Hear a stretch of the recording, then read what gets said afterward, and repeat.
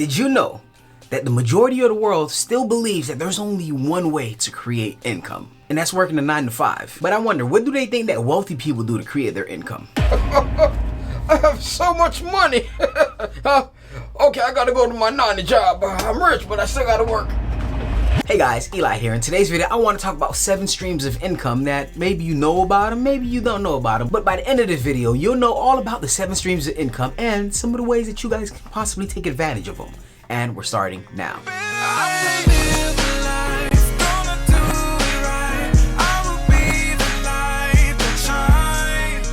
If you guys love to talk about personal finance and mindset and you guys want to help support the Urban Lifestyle channel, start now by subscribing to the channel if you haven't already, hitting that notification icon so you guys get notified whenever I release the latest video, and make sure you guys smash that thumbs up button. It's highly appreciated with the YouTube algorithm, and make sure you guys comment your thoughts down in the comments below. Let me know.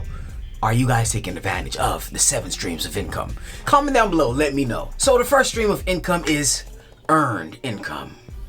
Yeah, I'm gonna be doing this throughout the whole video, so just get used to it. Earned income is the type of income that everybody knows about because they know they have to give in their time to go put in that money. Now, I'm not really a fan of that, but to be honest with you, there's other ways that you can actually put in your time where you don't have to clock in and do it for yourself and make that income as well. Like if you have a skill that you're very good at, like maybe doing hair, operating on apps, computers, whatever it may be, cars, you can put in your time, offer your services to people, and they pay you. And that's a way that you can actually dip into the earned income without having a 9 to 5. Now, although it may take some time for you to build up your clientele to actually get the amount of income to replace your 9 to 5 job, some people earn extra earned income by actually just getting a part-time job. But out of all 7 streams of income, that is my least favorite one. So we're gonna move on and go to the second stream of income, and that being business income. Now, some of you guys may say, yeah, but if you start your own business, you still have to give your time, which then qualifies it as earned income. Well,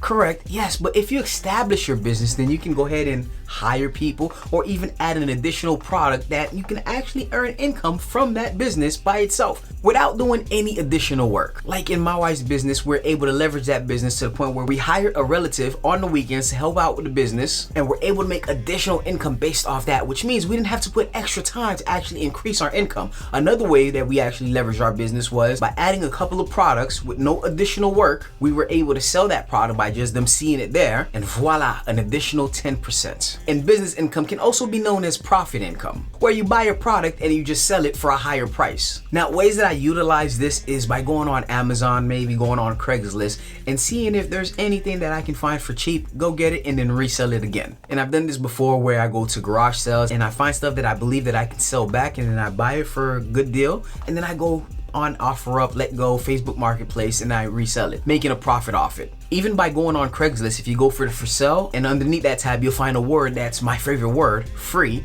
and people just giving away stuff like couches, old TVs, old tables that they're just trying to get rid of because they're moving or they're trying to replace that item and they don't want to really have the hassle of trying to sell it, and they give it away for free. You can go pick it up and then sell it yourself. And that's 100% profit since you got it for free. Well, mine is the gas that you actually had to put in your car to go get it. But still, the profit margin is very healthy on that. Now, the third stream of income is, hold on, interest income. I told you I'm gonna be doing this a lot. And that's pretty much when you put your money somewhere and then you keep earning money on that money that you have there just by keeping it there. Now, this is a form of income that banks really love to use, where they lend you money, and just for them lending you that money, you have to pay them interest on that money. But even though you're not a bank, there are ways for you to actually take advantage of that as well. Like you can put your money into a savings account and earn a 0.000.6%, which is too little, but believe it or not, there are other ways to actually make a little bit more interest on the money that you do have. Whether it be open up a CD account where you have to lock in your money for a certain amount of time, and you get penalized if you do withdraw that money before the time is up, and you typically can get a little bit of higher interest on that, but still, that is not the best way. Now, although I do have my emergency fund in a high interest savings account, there's another unorthodox way that I actually found to make a little bit more interest for myself, and that's by lending money to well-trusted sources, meaning my families and friends. And now I know that sounds like I'm a crook. People's gonna be like, Eli, how dare you charge your friends interest on the money that you let them borrow? And all I gotta say to that is, screw you, I'm gonna do me, I'm gonna make mine. If that's not something that you're okay with, then screw you again. But on a lighter note, my friends and family just see it as, hey, we're supporting the entrepreneur. And it's not like I wax them on the head with interest. But that's just my way of actually gaining some interest income. Now, like I said, it's not like I'm just giving money out all willy-nilly like that. You know, I gotta make sure I trust the person and I have some rapport with them. Now, the next stream of income is, wait for it, dividends income.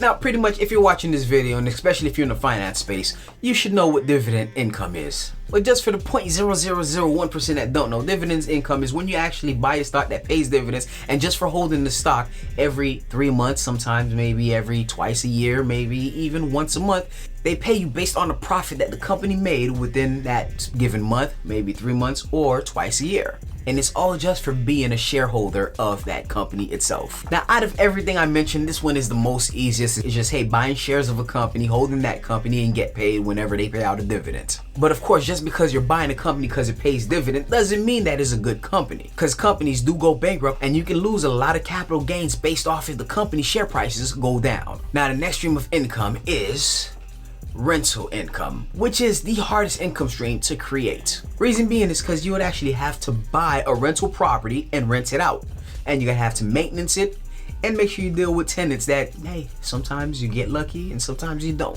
Not only will you have a huge overhead, you have to make sure you maintenance that rental property as well. If anything break, it's on you. Then of course you gotta pay the property taxes, not to mention the mortgage if you finance the home. But if you rent it out right and do the proper research and you got a good deal on it, the rent that you receive from the tenant should be able to take care of all those stuff and leave a little bit of cheddar in your pockets. Now, personally speaking, I don't own any rental property, but to be honest with you, keep it a secret here. Shh, make sure you guys don't tell nobody.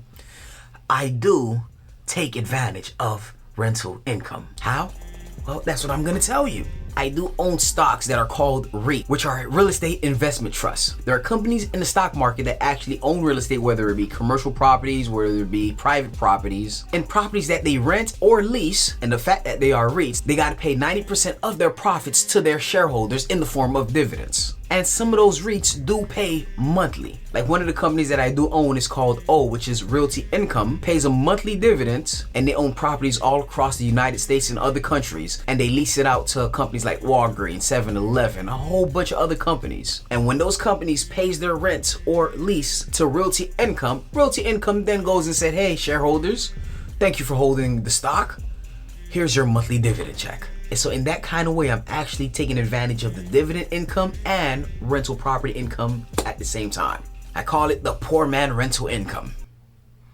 I'm a poor man. Now, the next stream of income is capital gains. Capital gains is pretty much when you own an asset and the asset appreciates in price. Whether it's stocks, whether it's crypto, whether it's real estate. You buy it for a price and then it appreciates in the future. And if you ever do decide to sell it at a higher price, you get all those capital gains. Now, of course, I am able to take advantage of capital gains because I do own stocks and I do own cryptos. And trust me, last year was a great year to own crypto because it only went up. Not to say that it's only gonna go up from now. I'm just speaking on the past. Now, what I do like about capital gains is you don't have to like one specific thing only. There's multiple things that you can actually take advantage of. If you buy a car for $1,000 and you happen to sell it for $3,000, you got a capital gains appreciation of $2,000. If you bought an NFT for $1 and somehow you get to sell it for $1 million, you got a capital gain of, that number eludes me, but it's right there on the screen somewhere. There you go, 909,099. It's right there on the screen somewhere. And like I said, same could be said with stocks, the same can be said with crypto, same could be said with anything that you purchase. Real estate, as long as it goes up in value, you got capital gains. Now, the last stream of income is royalty or licensing. Now, what royalty income is, you got to be a king or a prince or, oh, that's not what it means? Oh, okay, I'm sorry. Royalty income is any work that you've done and the fact that you created and it goes on every time it's being used or viewed, you get paid from it. Best example is Michael Jackson. He made a Thriller album like maybe a long time ago, but he's still getting paid for it today. Every time it gets played on the radio, every time somebody buys it, every time somebody listens to it, Michael Jackson makes some money. Ow! The same can be said with movies, books, and every other thing like that. And I know what you guys may be saying, well, I'm not an author, I don't sell books, I don't make music, I don't make movies, so how can I take advantage of royalty income? Now, to be honest with you, I am taking advantage of royalty income, but it's not the way you think. I don't make music, I do, but I'm not getting paid from those music. I don't make movies, I don't write books, but I do make videos. Now, this channel that you're watching right now is not monetized because you guys don't want to watch me that much for me to be monetized. But anyway, I do have a channel that is monetized, and I'm still receiving income from videos that I've done 5 years ago. And I haven't uploaded on that channel for about a month, and I'm still receiving money each and every month from that channel. Last year, YouTube did categorize the income that they give to its creators are known as royalties. And that's pretty much all I have for you guys today. If you guys found value in this video, make sure you guys hit the thumbs up. Comment down below. Let me know, are you guys taking advantage of any of these 7 streams of income? Comment down below. Let me know. Make sure you guys subscribe to the channel. If you haven't already, you guys can find me here every Monday and every Friday. Sometimes depending on how I feel. If I feel like I want to edit, maybe Wednesdays. Also follow me on my social media platform if you guys want to have extra content from me, myself. I think I got some good content. But besides that, thank you guys so much for watching and have a beautiful day. Oh shoot. Okay.